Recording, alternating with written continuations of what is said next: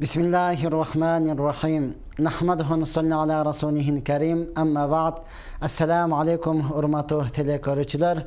Sizlarning nazaringizda da Qayradan Nemen Sharapov Baxtiyorjon Akimovich birinchidan butkul alamni jo'qchadan yaratgan, oşol zatning buyrug'i bilan tangitibda kun batgan, chinig'i yaratuvchi Alloh taologa cheksiz maqtovlar bo'lsin.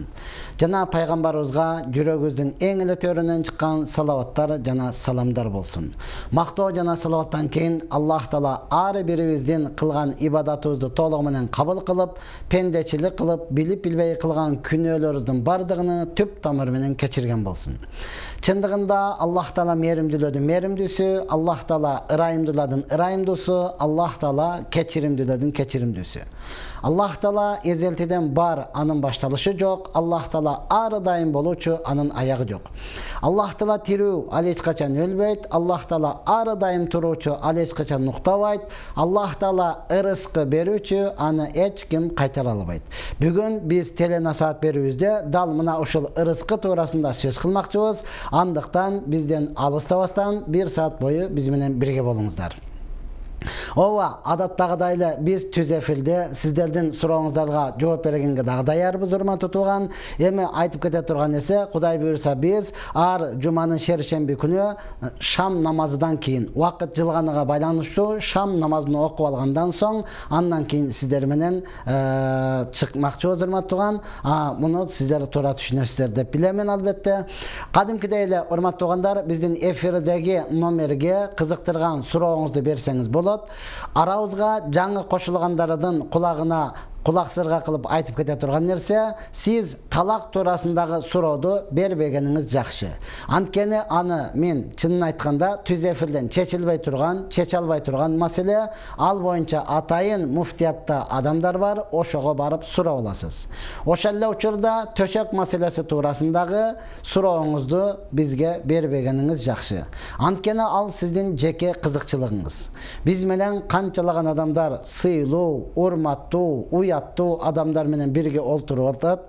Ова сизде түшүндүм, жалгызсыз, досторуңуз менен сиз бир сурайлуу кандай дейсиздер деп жөнөтүп койгон болушуңуз мүмкүн. Ошондуктан жалпы мусулмандарды урматтап сыйлаган катарында бул теманы дагы биз түз эфирден ачпайбыз. Аны жеке өзүңүзчө жолугуп сурасаңыз болот, албетте анын дагы жообу бар.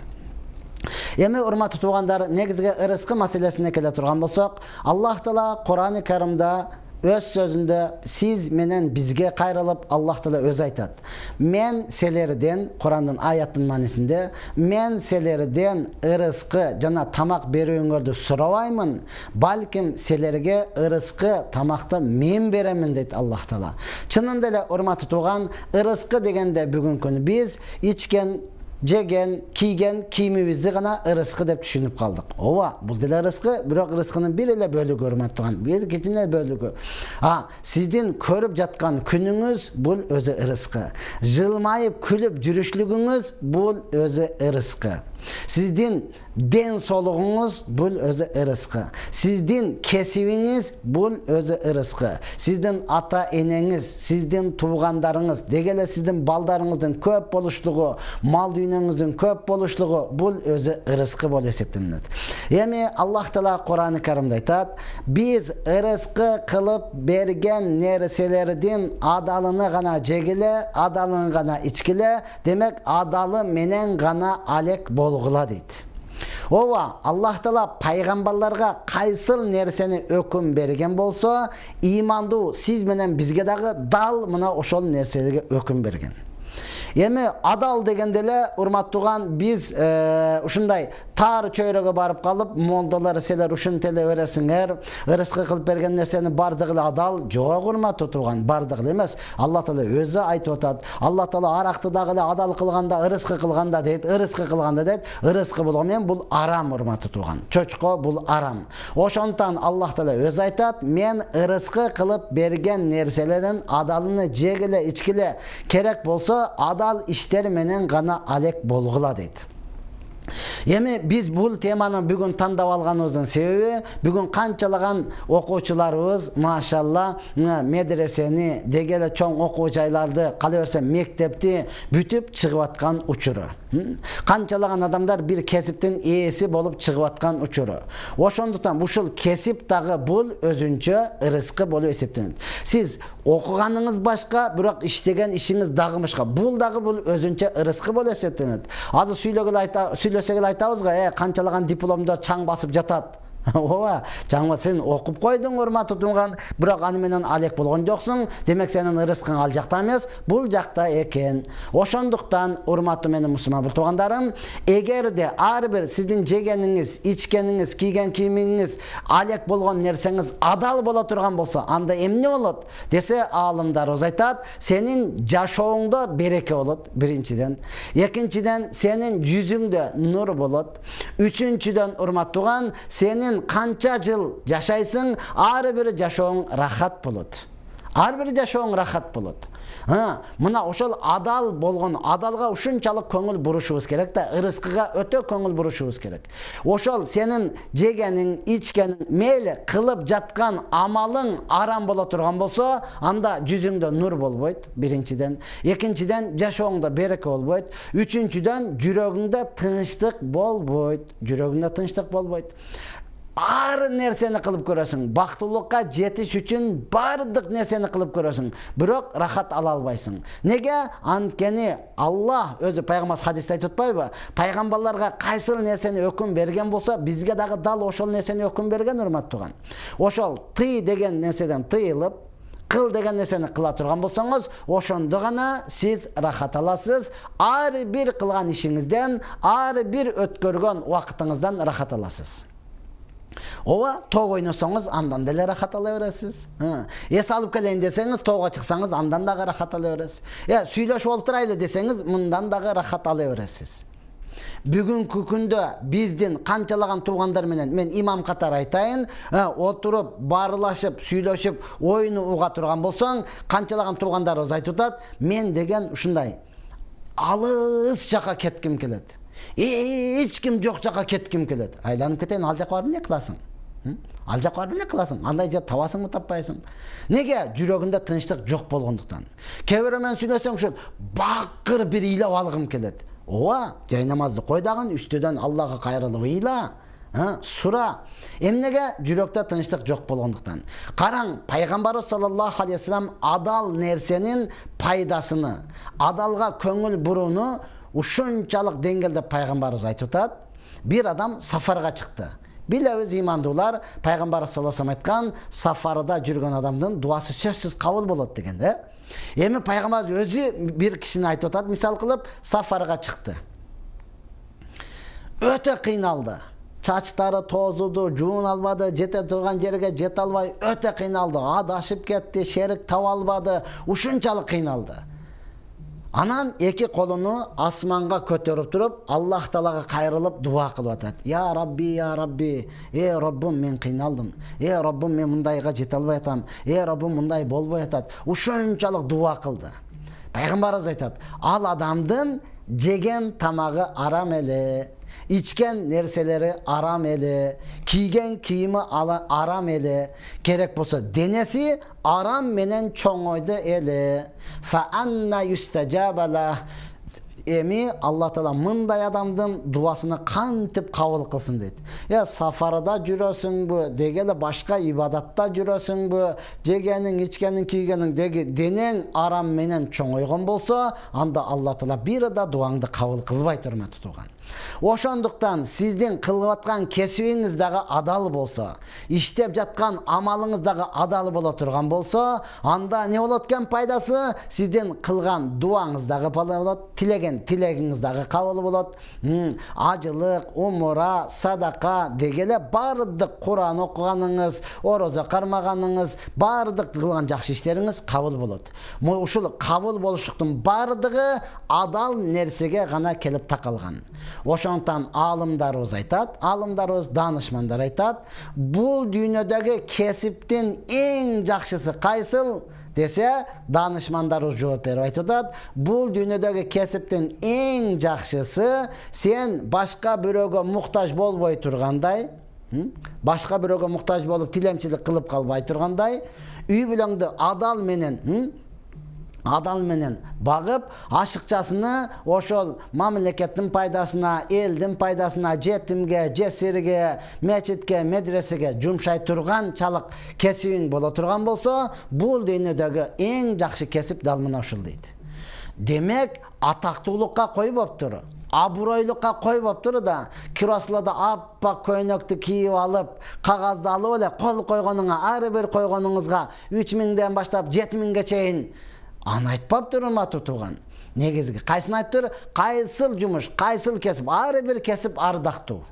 Качан адал боло турган болсо, ошондуктан биз айтабыз, мектепти жаңы бүтүп аткан, дегеле медресени жаңы бүтүп аткан, окуучу жайларды жаңыдан аяктап бүтүп, дипломуну колго алып, мына алабыз деп жаткан менин мусулман бир туугандарым, менин балам бүтүп келип атат деген ата энелер, урматтуу тууган, мына ошолор бүтүп келип жаткан учурда, мына ошолор окууларын аяктап жаткан учурда, ар бирөөбүз ага маани берип айтышыбыз керек. Эми бүттүң, эми ушунча окудуң, демек адалдан кесип кылгын, адал менен эмгектендиң, адал ырыскы табып келгин деп. Адал ырыскыга, урматтууган, биздин ата энелерибиз, чоң элерибиз дагы ушунчалык көңүл бурган. Я Алла, апаларыбыз айткан, Союздун учурунда апаларыбыз, машалла, ушундай ыйлаганда чоң аталарыбыз сураган экен. Союз бузулду, эми кантип адамдарды багабыз, балдарыбызды кантип чоңойтабыз деп ыйлап атасыңбы?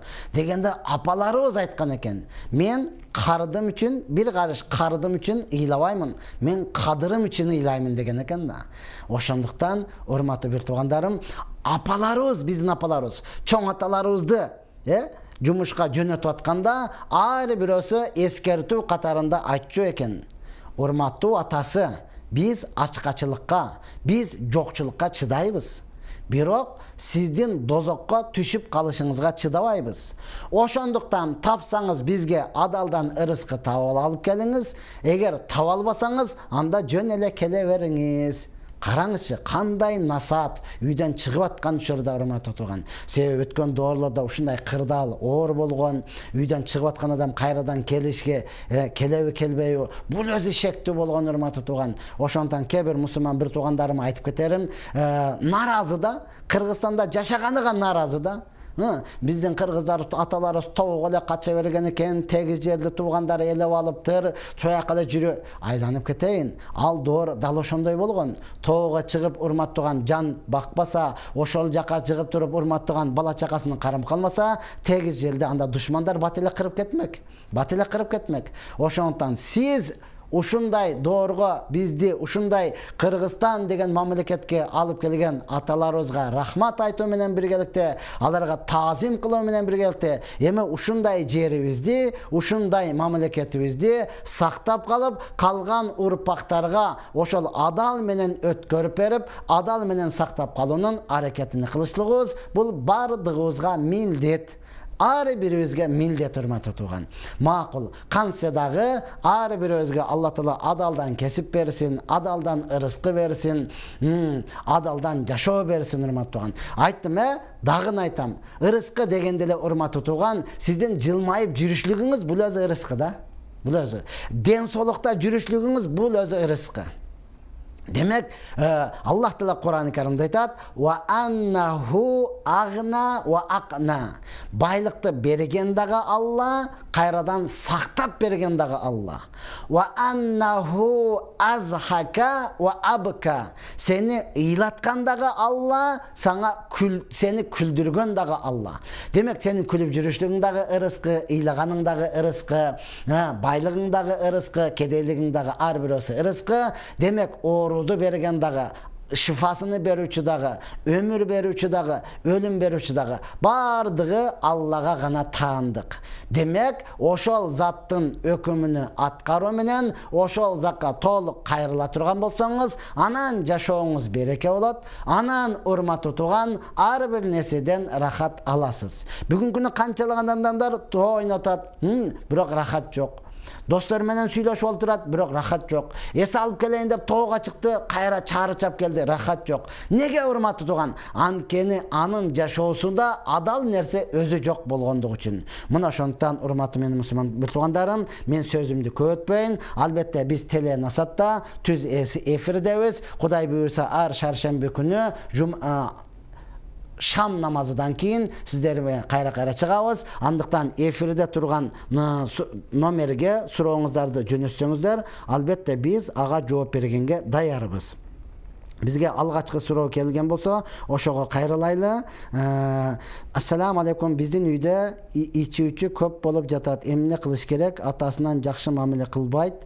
Мен такай намаз окуйм, мен жалгыз окуйм. Биздин үйдө окубайт, балдарым окубайт. Демек, ошол балдарыңызды азыр мечитке жөнөтүңүз. Дегеле алхамдулилла бизде даватчы дегендерибиз бар, эшикти такылдатып келгенде аны жек көрбөстөн, азыр кое тур, балам бар деп туруп, балаңызды чакырып, ошого кошуп бериңиз. Үйдө жок деп кой деди деп чыгып албастанчы, бош эмес экен, үйдө жок деп кой деди деп чыгып албастан, балдарыбызды ошолорго кошуп берели. Же болсо намаз окуп аткандарга айтайлы, мына мен баламды дагы мечитке алып кетчи.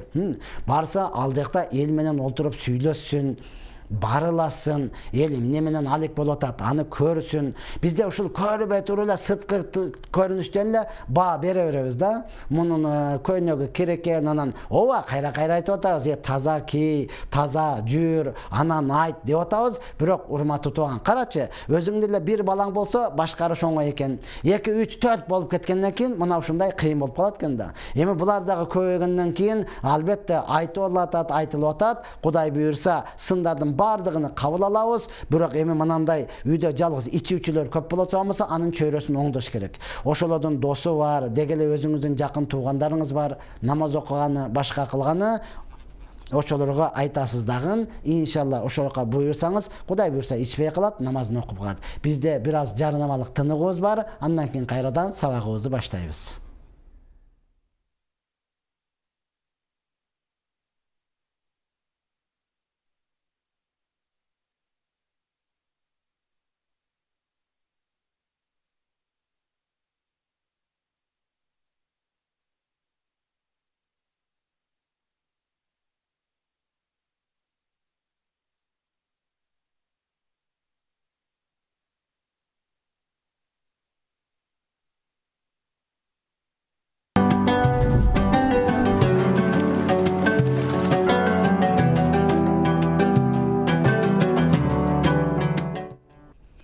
Assalamu alaikum hurmatli telekörүүчүлөр. Maşallah biz Telenasat берүүсүндө түз эфирдебиз.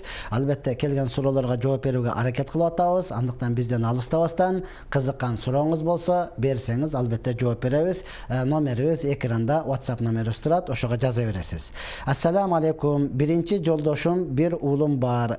Birinci жолдошумдан bir уулум бар. Экинчи жолдошум менен жашабайм. Ал үйлөнүп алып, менен сүйлөшпөйт. Биринчи жолдошум кээде сүйлөшүп калат. Анын дагы аялы бар. Алар айылда, биз уулум экөөбүз шаардабыз. Жарашып жашасак уят эмеспи? Же уулум менен эле болуп жөн эле жүрө берсем болобу? Сиздин туура оюңуз кандай? Менин туура оюм, эгерде экинчи жолдошуңуз менен дагы жашабай, жооңузду, талагыңызды алган болсоңуз, анда эмне кыласыз? Биринчи жолдошуңуз менен ал жашайм десе, жашасаңыз болот. Жөн эле жүргөндө болбойт. Ысык жан дейт го, чынында эле урматтууган, эч кандай уяты жок. Эч кандай уяты жок. Сиз макулдей турган болсо, жарашып алып туруп жашай бериңиз. Саламатсызбы? Менин жүрөгүм эч эле тынч болбойт. Намаз окуймун, кулагыма ызы чуу угула берет. Суроолорду толук жазсаңыз, демек жүрөгүңүз тынч болбосо, Аллах Таала Кур'ан-ы Каримде айткан: "Ала би-зикриллахи татмаиннал кулуб". Эки кулагыңды төшө угуп ал, Алланы эстөөдө жүрөккө тынчтык келет деген. Аллахты көбүрөөк эстең. Субханалла, субханалла. Алла Таала бардык айыптардан таза. Алхамдулилла. Бардык мактоолор Аллага болсун. Аллаху акбар. Алла улуу. Ла илаха илlallah. Ла илаха илlallah. Бир Алладан башка сыйынууга татыктуу зат жок деп ошону зикир кыла берсеңиз, анан жүрөгүңүзгө тынчтык келет, кулагыңызга угулган, шаушу, бардык ызычуулар жок болуп кетет. Assalamu alaikum damla, kandaysiz? Ükam 30'ga kirdi, üylöne elek, dua kılıp koyunçu rahmat. Xudaga şükür, men sizlerden duanızlar menen men jappa jakşınamın, bari jakşı. Ova 30'ga kirgen bolsa, Allah subhanahu taala bagını açıp, jakşı imandı kızardı nasip kılgan bolsun. Kandaysız ustaz? Menin atım Emirbek, manisi kanday bolat? Assalamu alaikum ve rahmetullahi ve berekatuhu. Budu marziya kanday manini düşündürüyor. Çınındıyla bu Kırgız'ın özlerinin atları kanday mani ekenini çınındıyla bilbeyim. Şariattagı meselelerdi sorasanız jakşırak bolat. Demek ile şariatga karış emes, oşol at menen жүрө берсеңиz дагы боло берет. Assalamu alaikum, salamatsızbı? Boy jetken kız voleybol oynoso bolobу? Albatta kızlar menen oynoso bolot, urmat otugan şariat boyunca özünçe oynay bersin. Anan jogoruga arenaga чыгып alıp janagı neme kılıp özünün avratı açılık dengelde ola turgan bolsa anda jakşı emes. Çınында эле баягы sport бардыгына тийиштүү урмат тутулган.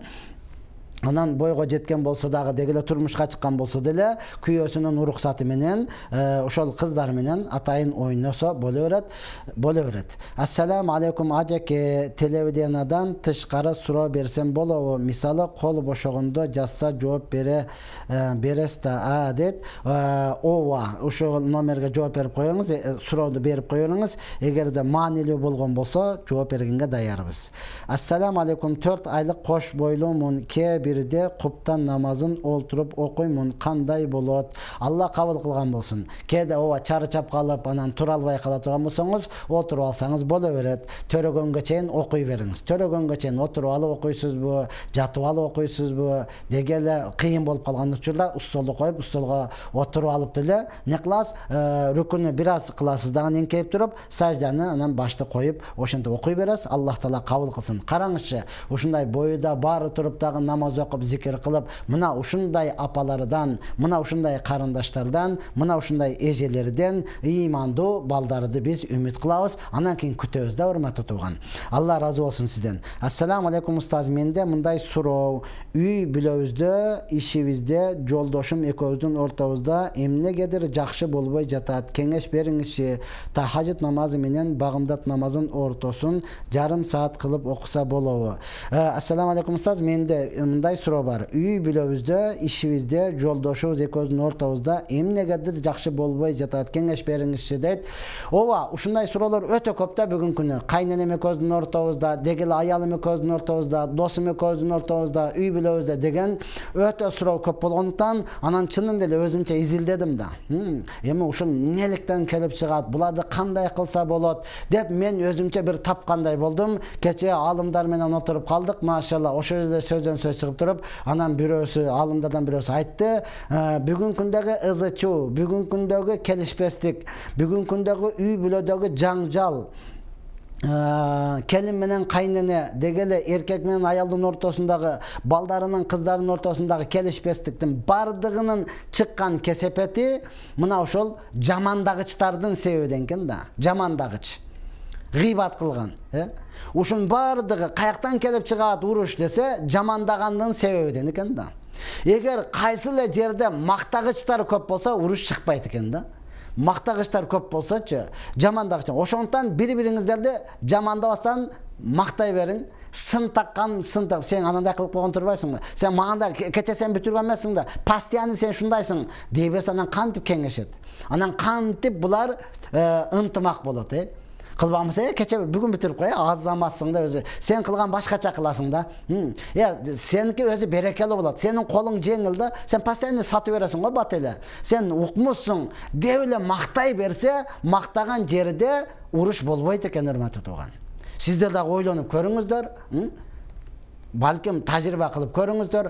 Кайсыл жерде жамандагыч, анын тамагы жаман, ал оокат кылбайт, ал сени сата албайт, ал иштебейт, анын башы иштебейт, ал гараң, ал ушундай маңкорт деген сөздөр боло бергенден кийин чынында эле акылдуу адамдын ар намысы муну көтөрбөйт экен да. Көтөрбөйт экен. Ошондон бир окуучу устаздан сураган экен. Устаз, менде кемчилигим барбы? Устаз, мен ушунча окудум, менде айыптарым барбы? Мен айыбымды, кемчилигимди кандай билсем болот? Дегенде устаз айткан экен, сен барып туруп аялыңдан бир эле кемчилигин айтсаң, аялың сенин дагы үй бүлөгүңдөн бардык кемчиликтерин айтып таштайт. Айыбын айтат. Кемчилигиңди, айыбыңды ошондо билесиң деген экен да. Ошондон урматтуу, бизде ызы-чуу, жаңжал эмнеден чыгып атат? Кемчилигини көп айткандыктан. Кемчилик болса да аны көрбөй эле мактап кое берсең, унутуп калса керек да, өзү бул эсиден чыгарбаса бардык нерсени бүтүрүп коет. Булчу тигиге деле чуркап аткан, муну деле бүтүрүп аткан, тигин деле кырылып аткан, мына ушул да деп мактай берсеңиз, урматтуу тууган, анда эч жерде уруш чыкпайт экен да. Келин кайненесин бардыгы мактай берсин. Мындай кайненени мен көргөн эмесмин. Шуга шүгүр кылам. Өткөндө бир ортагым айтты, анын кайненеси туй Алла сактасын. Мындай кайненени мен эч жерден таба албаймын. Дей берсе, кайнене деле урушкысы келбей калат экен. Кайны келинин, келиним келип калып, колум узарып калды. Бул өзүмдүн эле кызым болот да, деп эле мактай берсе, уруш болбойт экен. Еркек аялыны мактай берсе, сонунда мен аялым мактай. Биз макташтан алдың эле өзүбүз жаман ой кылып алабыз да. Муну мактасаң мойнуңа чыгып алат. Муну мактасаң мойнуңа минип алат. Муну мактап койсоң көп кетет. Муну мактап койсоң көтөрө албайт. Деп эле алдынан ала жаман ойлоп алабыз дагы, мактагыбыз келбейт да. Жамандасаң бул деген не болот? Бул деген күчөп кетет. Жаман десең бул арыстан бола калат. Жаман десең бул деген көнү тутса көлдөй, көнү туспада көрдөй болуп калат. Жамандаба дебейт экенбиз да. Мына ошондон менин кеңешим, ошол бири-бирибизди жалпы эле бардыгыбыз бири-бирибизди мактай берели, Кудай берсе сонун болуп калат. Тахажжуд намазы менен багымдат намазынын ортосун жарым саат кылып окуса болот. Багымдаттын убакыты киргенге чейин ол тахажжудтун убакыты болуп эсептелинет, окуй бериңиз. 4 балам бар, сактаныш үчүн спираль салдырсам, айыз 10 күнгө узап кетип жатат. Кыянат кылганга жатпайбы дейт. Негизден албетте жатат. Аллах Таала бирөөгө зар, бирөөгө кор дейт. Аллах Таала берген болсо, берип аткан болсо, ала бериңиз, урматтуу тууган. Батиренелер качан чыгат анан? Анан биз качан 7 миллиондон көбөйөбүз? Ар бирөө спираль салып ала берсе, ал бирөө эле анан кандай болот деп эле мына ушундай кыла бере турган болсо, урматтуу тууган, анда качан көбөйөбүз? Батырын, бүгүн бардык шарттарыбыз бар да, кирди мурдагыдай апалардай жуубай калдык. Мурдагы апалардай тандырга нан жаппай калдык. Мурдагы апалардай кийим тикпей калдык. Мурдагы апалардай кыйынчылык көрбөй калдык. Мурдагы апалардай отун ташып келип, очокко чагып, аны үйлөп, түтүн болбой калдык, урматтуу тууган. Үйүңүздө газ бар. Газ болбаса тефал бар, кир жуучу машина бар, духовка бар. Бүт бардыгы болуп дагы ушундай кыла бере турган болсо, анан кыргыз качан көбөйөбүз, Караңчы, кыргыздан коркуп жашаган Кытай миллион болуп кетти го. Анан биз ошол 6 миллион, 7 миллион эле болуп жүрө беребизби? Ошондон кеңешим, жалпы аял заты негизден төрөсө жакшы болот. Саламатсызбы? Менин биринчи күйөөм Москвага кетип, ошол жакта 3 жыл жүрүп, мени кызым менен бул жакка таштап кетип, ал жакта мен үйлөнүп алгам. Сен жогол үйдөн керектериңди алып кет деген. Мен кызым алып чыгып кеткем. Андан кийин турмушка чыктым. Туура элеби же эмне мен туура эмес кылдымбы? Азыр Кудайга шүгүр 3 балам бар. Сиз бул боюнча муфтиятка келиңиз. Бул жерден чечилбейт. Ал жерде көп суроолор бар. Ошолорго жооп берсеңиз, анан туура кылдыңызбы, туура эмес кылдыңызбы айтып беришет. Ассаламу алейкум. Флеш нитро тууралуу айтып коесузбу? Булар туурасында чынында мен билбейт экенмин. Ден соолукка зыян деп айтып атат. Ден соолукка зыян болгондон кийин аны ичпегениңиз жакшы. Өзүбүздүн мына дарыяда суулар агып атат. Өзгөчө шоробуз бар, кыргыз шоро жармабыз бар. Мына ошолорду ичиңиз, урматтуу тууган. Эч ким айтпайт, арам деп дагы айтпайт, ден соолукка зыян деп дагы айтпайт. Балким пайда болот. Суусаган болсоңуз суусундугуңузду кандырат. Курсаңыз ачкан болсо курсаңызды тойгозот. Бардыгына жарайт. Ошол өзүңүздүн суулардан калбаңыз. Ассаламу алейкум. Менин кызым күйөөсү менен жашайт, бирок капаста жашагандай жашайт. Эмне кылыш керек? Не дейт? Золуктатып жашатып жүрөм. Кандай капаста жашайт дегенде кандай, урматтуу тууган? Бүгүнкү күнү ошондой болуп калдык да. Аял затыны эркек иштетпей, үйдө эле бол, мана бардык нерсени мен таап келип берем десе, канчалаган ата-эне муну түшүнбөй, капаска камап койдуң, сыртка чыгыш керек да. Шүгүр кылыңчы. Мына кеде колум бошогондо мен атайын ош базарга барып өзүм продукта кылам. Керектүү нерсени ошолордон алам. Апалар турат картошкасын көтөрүп. Апалар жүрөт жыгышымды колуга калап, кел балам бирөөсүн берейинби деп, макул десең барып бирөөнүн машинасын, унасын үстүнө коет дагы, сага ылайыктуусун тандайт. Ал келип сөгөт, але депчи. Мындай кордук кимге кереги бар? Шүгүр кылбайсызбы? Сонун үйдө демек эмне кылып атат? Бардыгын күйөө балаңыз тандап келип атабы? Анда шүгүр кылыңыз дагы, күйөө балаңызга не кылыңыз? Рахматын айтып туруп, эмне кылың? Кызыңызга айтыңыз, ошол жерде китебин окуп, балдарын тарбиялап дуа кыла берсин. Таң каласың. Мен досум айтат, 2 баласы бар. Анан аялы үйдө олтурбайм, бир жерде иштейм дегенке макул деп иштетип тур дагы, 2 баласын садикке бериптир. 6 миңден 12 миңге. Аялың канча айлык алат десем, 12 миң айлык алат дейт. Ананы караң. Я Алла, ушундай да, 2 баласын садикке берген, 6 миңден 12 миң. Аялы иштейт, 12 миң айлык алат. Бир ай иштейт дагы келип туруп садикке берет. Эми карасаң, мен жетпей калдым, балдарды алып кой. Жо, мен алыска кетип калгам, өзүң чык. Мага шеф жооп бербей атат, келип кой.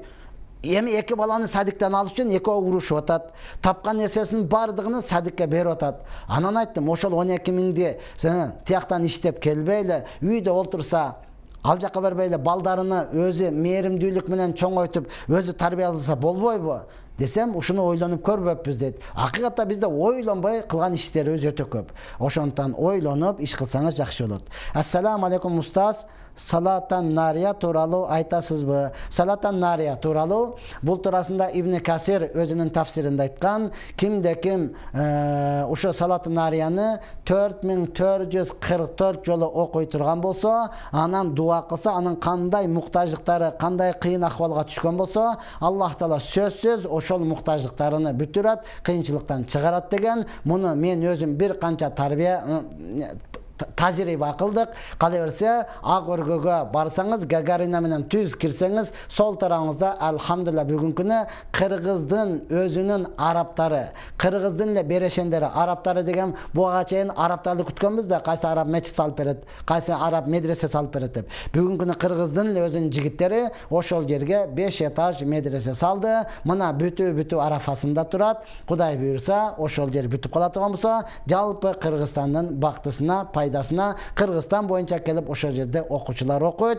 Урматтуу бир канча устаздар биригип ошол 4444 жолу салатан нарияны окуп толтуруп дуа кылдык. Аллах Таала ошол иштерди бүтүрүп атат. Саламатсызбы байке? Менин жолдошум даватка барат, намаз окуйт, кайта эле ичип жатат. Ошону айтып бериңизчи, азыр угуп атат дейт. Бул кайра эле келип ичип алганы, урматтуу туган, чөйрөсүн өзгөртө албай жатканы. Сиз даватка чыкты, келдиби, ошону менен мечитке байлансын.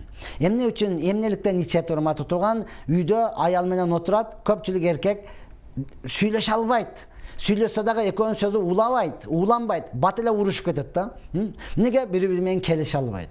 Ошондон сиз аны менен урушат дагы, ачууланып барып туруп бөчөшүп ичип алат. Көпчүлүгү. Балким ушундайдыр, же болсо балким дагы башка себептердир, же көбүнчө ошонун денесине сиңип калгандыктан азыр чыгара албай кыйналып атат. Муну туура түшүнсөк, сиз мечитке көбүрөөк байланыңыз. Мечитке барыңыз дагы, зикир толтуруп, мечиттен чыкпай адамдарга ошол арактын жамандыгы туурасында айтып бериң. Мен иштимеде жакшылыкка барбадым, мен иштимеде ушундай болдум, мен мына сел азыр деле ичип коюшулук коркунучум бар, сен ичпегин деп айтып бере турган болсоңуз жаман жагыны, Кудай буйрса ичпей каласыз. Ассаламу алейкум. Хайз убакта күйөөсү кошулса кандай күнөө болот? Жазасы кандай болот? Хайз убакта бир жолу кошулса, бир кой союп садака кылыш керек деп уккам. Ушул тууралуу айтып коесузбу? Чынын айтканда мунун сазасыны билбейт экенмин, бирок тыюу салынган билемин. Бул боюнча муфтиятка барып сурап алсаңыз жакшы болот. Ассаламу алейкум. Биз Тажикстанды суроо берип жатабыз. Биздин балабыз 4-5 жашта. Балабыз мусулман болуп төрөлгөн, отургузалыбы же ошол бойдон эмин кылып коелубу? эмин кылып коелу сүннөткө.